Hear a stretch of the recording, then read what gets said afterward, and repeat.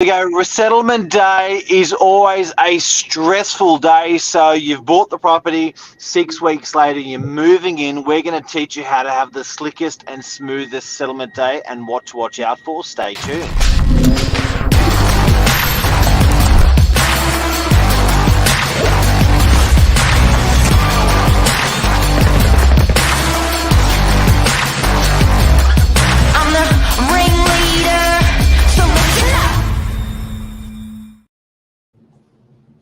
Good morning.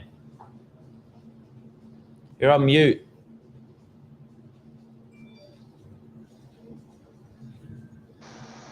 Hey. I've still got music playing. Is it good music? It was the same music. The intro played twice. What happened there? Okay. I don't know. It's all right on our end. I got a bit burnt on the weekend. It was raining yesterday. How'd that happen? Just playing a bit of football. I think the AstroTurf, lets the heat bounce back up maybe. Wow. So, you did get burnt, eh? Yeah, I got to be really careful this summer, or by the end of the next sort of 6 months, I could be looking at getting some skin off, like grafted off my bum and put on my nose or something. It's looking pretty shiny. But it wasn't even sunny yesterday. It's like, what's that? What do you call that? Passive. Always shiny at Cromer Park. Always sunny at Cromer Park. Yeah, wow. Be careful, kids. Be careful. Yeah. Pretty in pink. Well done to Argentina. Yes. Argentina. Yep. But yeah, on with the show. I've got a little background behind me this morning because we're talking about the pre-settlements, the big day where money and keys are exchanged. Look, it's a stressful day, guys. It's a really, really stressful day, and there's things that you should be watching out for. And it's things that I guess we're a really good reference point because we see it go really, really smooth, and we see it go really, really wrong. So this morning we're going to go through over 5 minutes and just teach you the things to watch out for. So then it's a silky smooth and easy transition as can be. Good morning, Luke. Yeah, absolutely. Luke's a good one. Luke's a good one for this as well. It's interesting because I think it's worth noting that a good agent has a lot of help when making it go smooth. They add a lot of value, but sometimes some of these things are a little bit out of our control, and we're a bit reliant on sometimes tenants or the outgoing owner to do the right thing. And it's difficult because sometimes you've got owners that need to be in the property and are moving out right in the last minute, and then other times it's a bit easier where they're out maybe a week before or a few days before, and you've got a bit of time. Everything compresses, and it's stressful because you've been packing your house for 1-2 weeks. You don't know where anything is. Financially, you're chasing banks, and banks are chasing you. Solicitors are chasing you. You're chasing them. It's just a high stress period. So you want to be nice and structured on your pre-settlement. You had one sort of go wrong on Thursday, Friday, Billy, and that's what's brought this on today. It went wrong, but it all went right in the end. Tell us what happened. Yeah, it didn't go drastically wrong. There was no, I guess when you're looking at the scale of smooth at one end, disaster at another, I guess smooth would be no complications, flies through really easy, everyone's happy. And I guess disaster would be what's the worst you've seen? Maybe huge delays, big penalties, people in tears. Anything else? Yeah, I think something important to say is we've never seen a property not settle. True. So I think sometimes as a buyer or seller, you may stress that it's not going to happen if it could derail so much that doesn't happen, a settlement.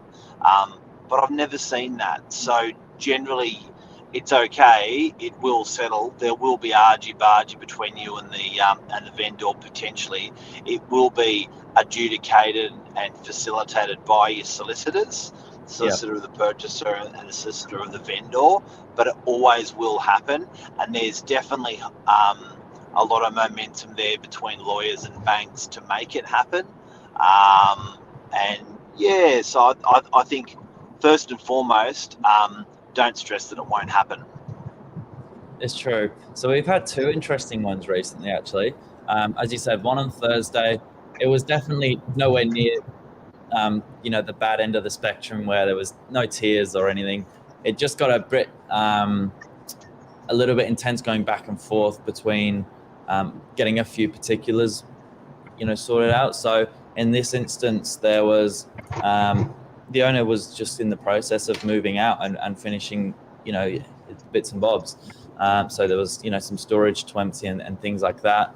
I guess communication from the start, when we look back on how we could have made it smoother from the agent's perspective, really clap, because there was an agreement that some bits internally would stay. So there was some bits internally would be removed.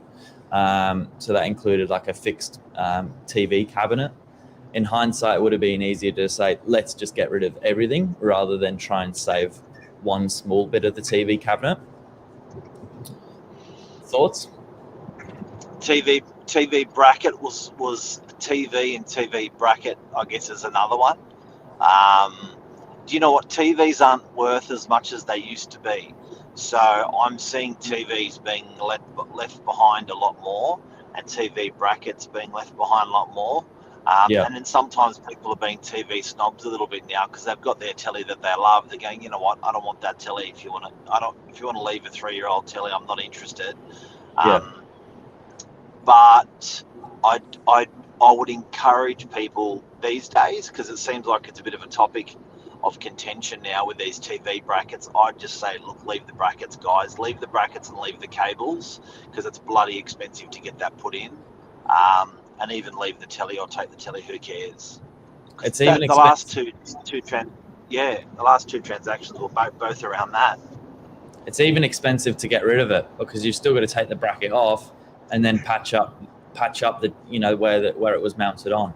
So I think if you're a vendor and you know for a fact that you're going into another property and you maybe going to do a different setup, mark it as an inclusion that the TV brackets are staying, because in this instance it would have saved a lot of hassle. Or if they're going, then mark it as an exclusion.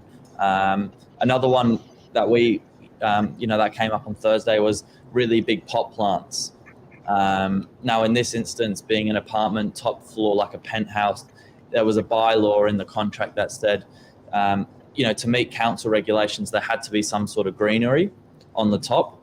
And so that's where the big pot plants came into use. But the purchaser didn't want them. So that's where the solicitors, again, had to go back and forth on that one. So there's probably, where it would be good is a bit of agent responsibility here as well. I think if you can foresee this sort of stuff, and as a buyer, as a seller, or even a buyer, if you can foresee this stuff prior to exchange. So when a seller is getting a contract prepared, try to see if there's a couple of small cheats that you can have, and by way of leaving stuff behind that you don't want. It can always be struck out of the contract, but if you had, like you said, if you had these television stuff and these pots in the contract, I think the purchaser is sort of more worried about buying the property rather than the finer things, and would just say, look, let's just not cause any more harder things in this negotiation. Just keep that stuff. So I reckon that's a real good win if a seller can slip this stuff in prior to exchange, or even prior to preparation of the contract. That's super smart. Agreed. We've got a couple of other ones here. So Lisa said cleaning. We'll get on to that in just a sec. We've got a bit of a pre-settlement checklist that'll help buyers. But another one that also came up is outstanding special levies recently. That's a really interesting one. Yeah, be careful because you want it to be disclosed in the contract, even if there's a levy that is 1 or 2 years away that has been struck. You may think as a seller you have avoided that, and not necessarily the case. It may be deducted from settlement. So just make sure, certainly as a seller, that you've divulged all the information to your solicitor by way of levies or works to the building, because you could get tangled up in it on settlement. Yeah, absolutely. Alrighty, I've now got I'm going to do a bit of a share screen and I'm going to give you some quick fire questions. So this is just found online. There's plenty of them. Take your pick as to which one you'd like to use, but this is a bit of a pre-settlement checklist. I guess it just gives you a quick few dot points under each section of the property to just check. So you've got doors, windows, kitchen. You obviously just want to have a look at appliances and make sure they're working. A purchaser always gets stuck with lack of keys because it's a bit of a booby trap. It happens right at the last minute and it's too late. So I would even suggest as a purchaser some sort of inventory of what keys you'll be receiving on settlement, because every time you're missing a key or no key, there's a couple $100 there for a key replacement. So I would be asking if it could be provided to yourself what keys you'll get on settlement. It happens on rentals, but it doesn't happen on sales. It's weird. Yeah, true that. Mike, I've got a question for you. Is a professional clean required as in law per the contract, or is that just the right thing to do? Not required, but let's face it, the buyer is paying $500,000 or $1 million to you. Have some respect. So give it to them as best as you can give it. And if you've got to hire a professional to do it, because it's above your standard or not your style, then hire a professional to clean the place. Okay, cool. Keys for the property. You said in rentals, it's considered one full set of keys per tenant on the lease. So you've got 2 adults on the lease, there needs to be 2 full sets of keys. If you require fobs to get in or swipe cards to get into basements for parking and things like that, it's expected there's 2 of them, or sometimes per car space. So if you've got 2 car spaces, 2 fobs to get down there. Yep.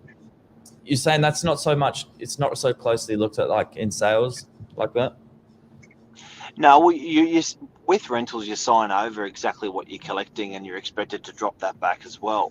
But with rentals, you tend to find keys at the property, find keys with the agent, lots of keys with the agent, 1 key with the agent, lots of keys with the property. There's no structure behind it. But I guess the hardest thing is actually missing keys that are after you've settled on the property. You've really got no recourse to say, hey, I'm missing a buzzer. Yeah, true. You do have recourse. You do have recourse, but you're not going to claim it. That's the painful bit. It just makes it more difficult. Yeah, absolutely. Another one I thought it was a good one to mention, getting friendly with the neighbours. It's a nice way to go. That's classy. I agree. I do like. It was funny, on Thursday, the neighbour actually popped the head over just to say hi. And they thought it was the owner moving out, but it was the new guys moving in. She got really embarrassed. So I reckon that's really classy, because I was actually talking to my barber on Friday about it. Love thy neighbour. And I think on settlement, it's a really important thing to start on the right foot, because you may be stressed, you may be not have much time or even a short fuse, but take the time to say g'day to the neighbour. It's your first impression, and if you get the neighbour thing wrong, you're screwed. So it can make life so painful. So I reckon make all the effort you can to just make a great neighbour of and friend of next door to you, be it strata, be it a Torrens title house, because that relationship's going to go on for a very, very long time, and it's very important to you and your family.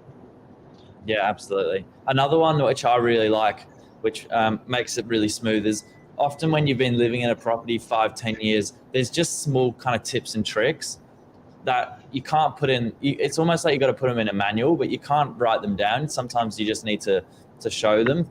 So often as an agent, you might turn up to the property 5 or 10 minutes before your pre-settlement. The owner just runs you through a few bits that they've kind of worked out over the years, to pass on. I really like it. It's a nice touch. And along with that, sometimes it's like there's a spare half can of paint left behind, or a spare few tiles, things like that. It's just a nice touch to add.